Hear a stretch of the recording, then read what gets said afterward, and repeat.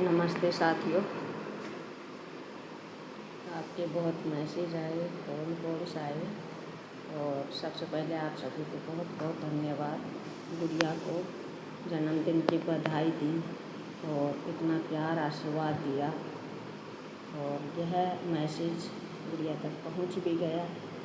और ज़रूरी नहीं कि हम किसी को सामने देकर, दिलों में अगर जगह है तो दुआएं पहुंच जाती है। तो आप सभी का बहुत बहुत धन्यवाद।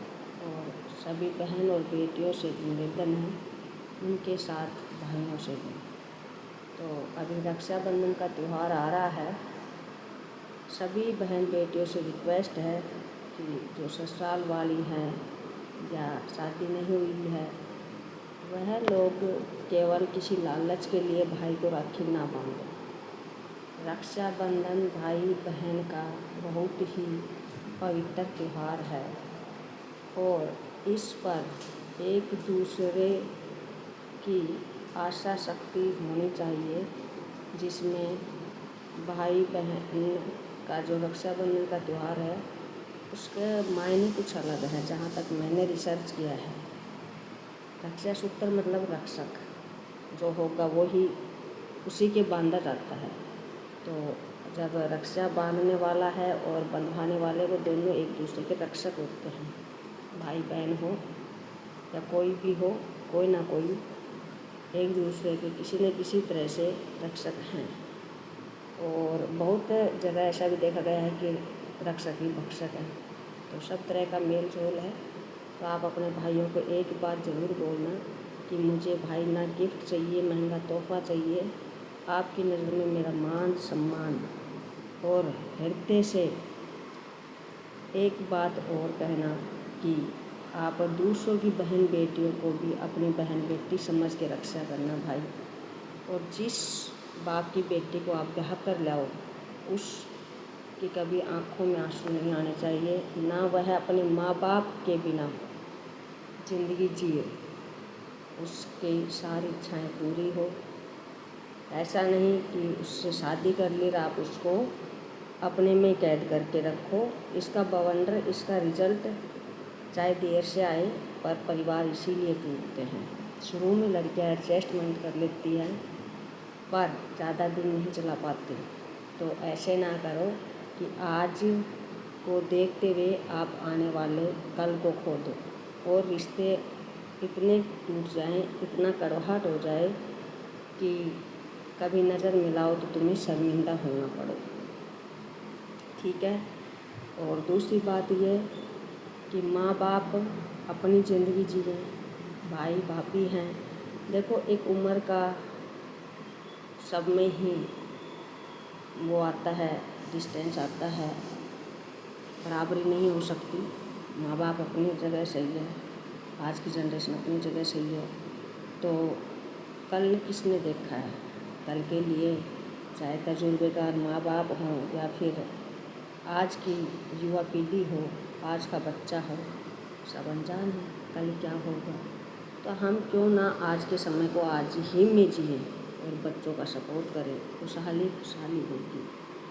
सच में हमारे कान्हा जी ने भी यही संदेश दिया था और हम यही संदेश देते हैं कि लालच में किसी से रिश्ता मत जोड़ो।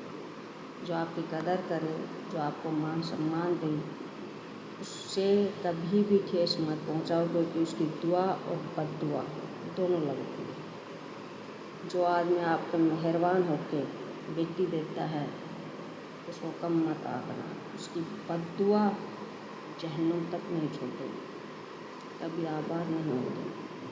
तो भाइयों और बहनों, आपस में प्रॉमिस करना कि भाई आप नशा पता नहीं करेंगे, आप किसी भी लड़की को गलत नज़रों से नहीं देखेंगे और जिस लड़की से आप शादी करेंगे उसका ऐसा जीवन साथी बनेंगे कि कभी भी उसको माँ बाप में से या आप में से एक को न चुनना पड़े। ज़िंदगी में ऐसा मोड़ मत लाना, उसको अनडिपेंड रहने देना, अपने हिसाब से अपनी ज़िंदगी जीने देना। इतना ही करना, क्योंकि आज हमारी गुड़िया का जन्मदिन भी था और मैं रास्ते में आ रही थी, मेरे बगल में एक 15 साल का बच्चा भी बैठा था।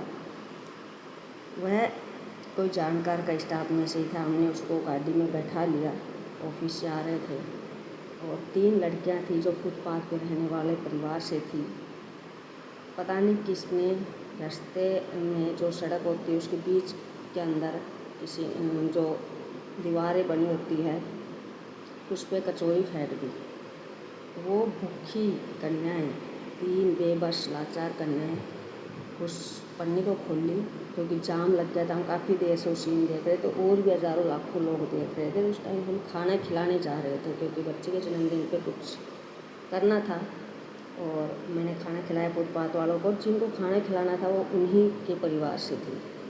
मैंने कहा उस बच्चे को, स्टाफ का जो लड़का था, मैं बोली बेटा देख रहे हो? बोले जी मैम।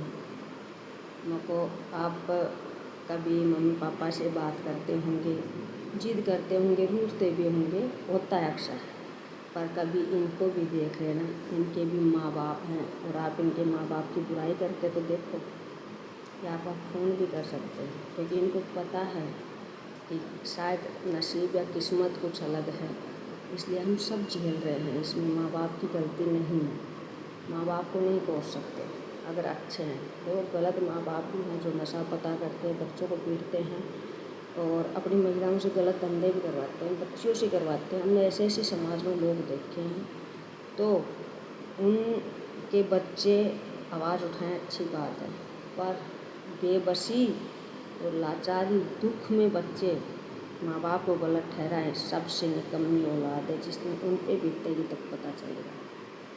और आप सब तो जानते हैं, हमने अपने बच्चों को हमेशा यही सिखाया कि सम्मानजनक ज़िंदगी और खुददारी से जियो।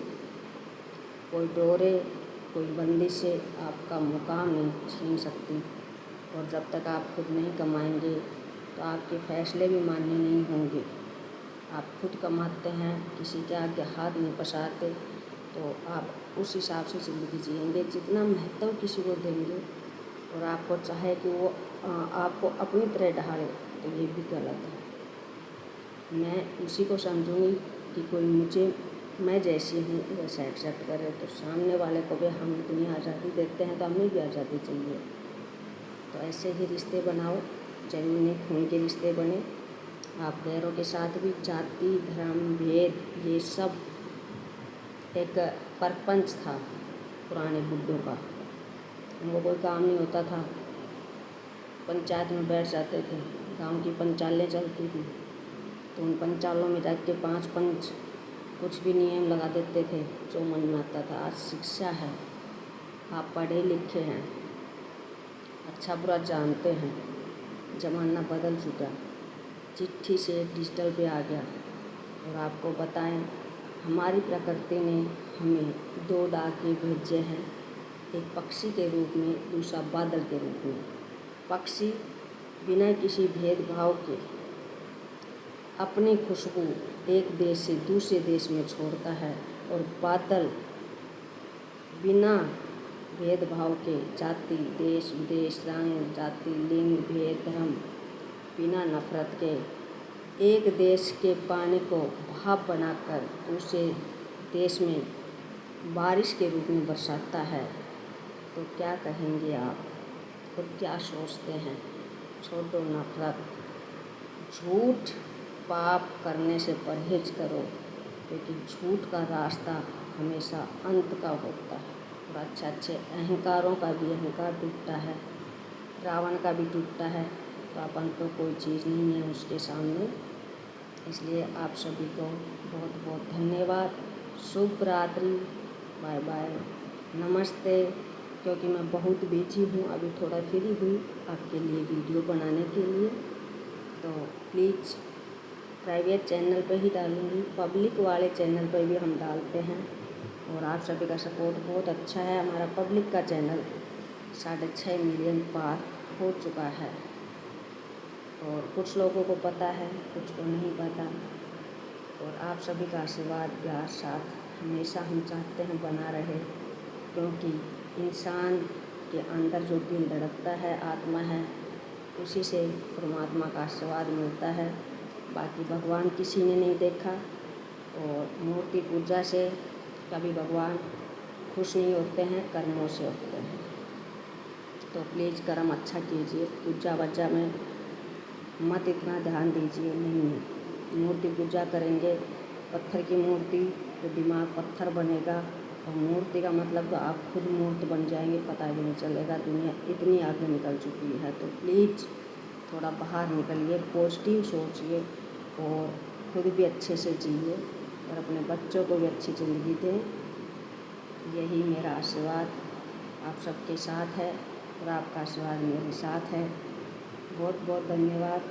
हर अभियान, हर मंजिल, हर चीज़ों में हम बराबर टक्कर लेते रहेंगे और इसी रास्ते पे बिल्कुल जोर शोर से चलेंगे। धन्यवाद।